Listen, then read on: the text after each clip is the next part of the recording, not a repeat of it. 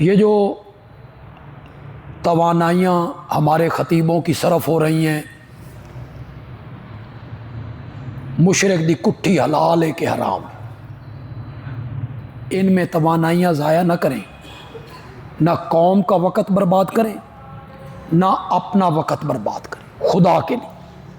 یہ ایسے مسائل نہیں ہیں جس میں الجھایا جائے لوگوں کو، جس کا جو نظریہ ہے، سمجھ ہے، اپنے پاس رکھے، کوئی اعتراض نہیں، لیکن اسے سٹیج کی زینت بنانا، جٹوں کے سامنے، ذمہ داروں کے سامنے، جن بیچاروں کو کوئی الف بے کا پتہ نہیں ہے، ان کو بتانا بھئی مشرک دی کٹھی حلال ہے کہ بات ہے کرنے کی۔ آج میں ایک صاحب کی تقریر سن رہا تھا، وہ کہہ رہے تھے کہ جاہلیت کے زمانے میں نبی پاک کو نبوت بھی نہیں ملی تھی، اور تھال میں گوشت آیا تو آپ کے سامنے آیا تو آپ نے فرمایا یہ مشرک کی ذبح شدہ ہے، میں نے نہیں کھانی۔ اور مشرک کی ذبیحہ تو حرام ہے میاں، کیوں لوگوں کو خراب کرتے ہو اور کیوں لوگوں کو الجھاتے ہو؟ صحیح بات کرو، سمجھاؤ لوگوں کو۔ کون کہتا ہے کہ مشرک کی ذبیحہ حلال ہے؟ کون کہتا ہے؟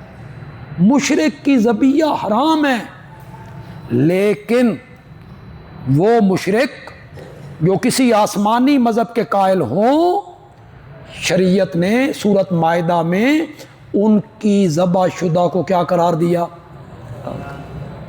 تو مشرکین مکہ کی تو حرام ہے، ان کے پاس تو کوئی آسمانی کتاب نہیں تھی۔ اختلاف اس میں ہے میاں، اس میں تو اختلاف ہی نہیں ہے کہ مشرک کی ذبیحہ حلال ہے کہ حرام ہے، اس سے تو کوئی اختلاف نہیں ہے، حرام ہے۔ یہ بالکل ایسے ہی ہو گیا جیسے ہمیں لوگ کہہ دیتے ہیں یہ نبی پاک کی حیات کے منکر ہیں، نہیں کہتے، حیات نہیں مانتے۔ او بھائی حیات النبی میں تو اختلاف ہی کوئی نہیں، اس میں تو اختلاف ہی نہیں ہے۔ لوگوں کو بتاؤ اختلاف کس میں ہے؟ اختلاف ہے حیات کی نوعیت میں۔ کس میں؟ نوعیت میں۔ تم کہتے ہو اسی قبر میں، اسی زمین کے اندر روح واپس آ گئی، یہی حیات ہے، اور اشاعت و توحید والے کہتے ہیں اس قبر منور میں آپ کا وجود مقدس اسی طرح محفوظ ہے جس طرح پہلے دن رکھا گیا تھا، اور آپ کو عالم برزخ میں اور جنت الفردوس میں حیات حاصل۔ اختلاف تو نوعیت میں۔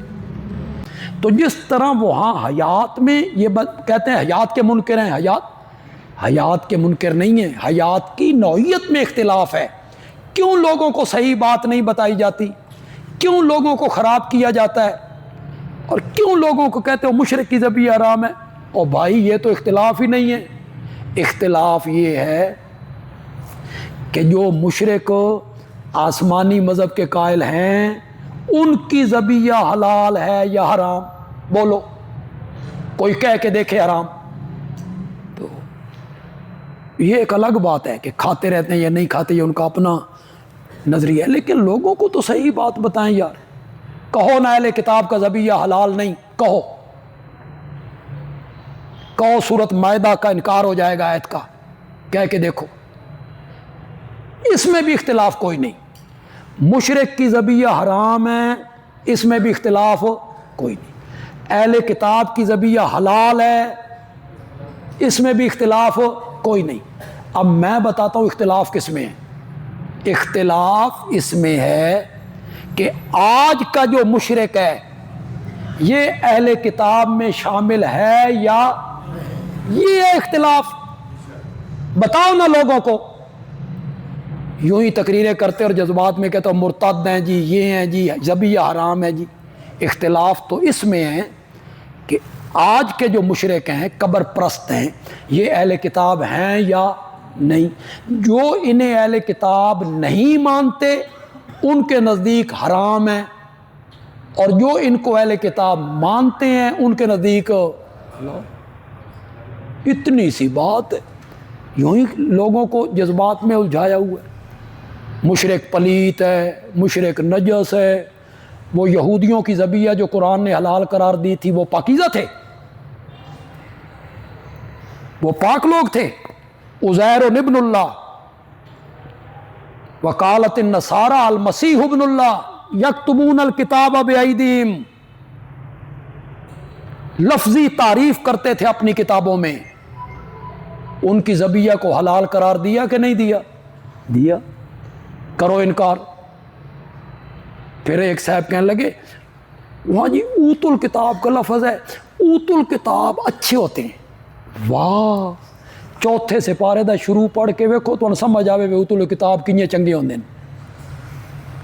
تو جان چھڑانے کے اوت الکتاب اور ہیں، اہل کتاب اور ہیں. کبھی کہتے ہیں مرتد ہیں، تو مرتد کا صرف ذبیحہ حرام ہے.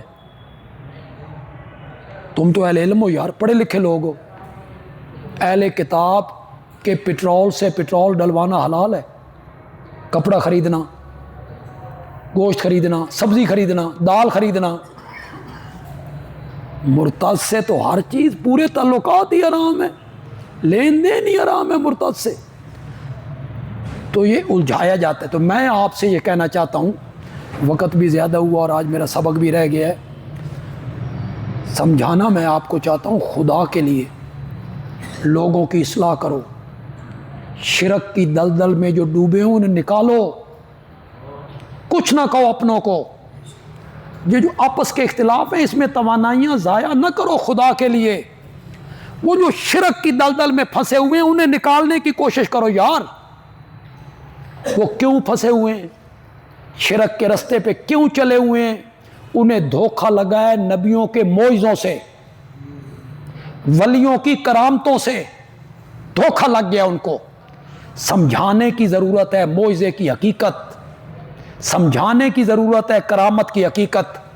سمجھاؤ لوگوں کو معجزہ اور کرامت کیا ہے، اس میں نبی اور ولی کا اختیار ہے یا نہیں. پتہ نہیں اب میری وہ کیسٹیں کہیں سے ملیں گی یا یوٹیوب پہ تقریریں میری ہوں یا نہ ہوں. میں نے کم از کم 12 جمعوں پر، 12 جمعے کے خطبات میں میں نے معجزے اور کرامت کی حقیقت کو بیان کی یہاں. اور میں جلسوں میں بھی علماء سے اپیل کرتا رہتا ہوں یار یہ بیان کیا کرو. سادہ لوگ بیچارے معجزہ سنتے ہیں، اختیار مان لیتے ہیں. علماء معجزہ بیان کرتے ہیں، اختیار ثابت کر دیتے ہیں. انہیں بتاؤ معجزہ برحق ہے، لیکن معجزے میں ہاتھ نبی کا ہوتا ہے، اختیار کس کا ہوتا ہے؟ اللہ. مرضی کس کی ہوتی ہے؟ اللہ کی ہوتی ہے. اس پر دلائل دو، بڑے دلائل ہیں، قرآن کی آیتیں موجود ہیں بڑی. ہاں جی، انما الآیات عند اللہ، قرآن نے نہیں کہا، کہیں اور دلیلیں بھی ہیں.